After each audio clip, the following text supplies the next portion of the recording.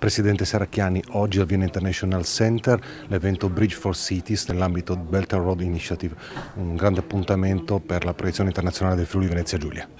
Un appuntamento importante a cui abbiamo lavorato in tutti questi mesi dopo l'iniziativa che si è svolta a Trieste insieme anche alla Banca degli Investimenti Europei.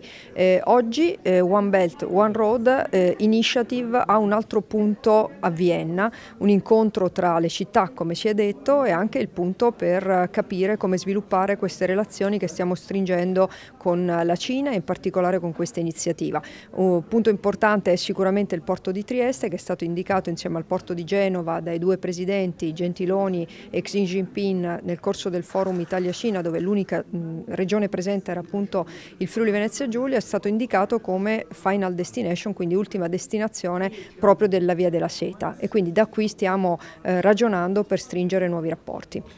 A margine ci sono stati degli incontri bilaterali importanti con i vertici di UNIDO e del Finance Center for South-South Cooperation. Incontri importanti. Il South-South Cooperation accompagna le iniziative di UNIDO dell'iniziativa One Belt One Road dal punto di vista anche finanziario e abbiamo parlato con il direttore generale della possibilità che la Cina si affacci in qualche modo in alcune delle iniziative che vanno a preparare la cosiddetta Città della Scienza 2020 di Trieste. Il momento per incontrare i Balcani, farlo appunto a Trieste e farlo in un'occasione importante come l'individuazione di Trieste come città della scienza europea. Dall'altra parte l'incontro con il direttore generale dell'UNIDO. L'UNIDO è impegnata nello sviluppo in particolare delle piccole e medie imprese e dell'industria in genere nel sistema appunto dei paesi che sono intorno alla Via della Seta e Via della Cina, e il rapporto che abbiamo con UNIDO, che ci ha permesso di avere incontri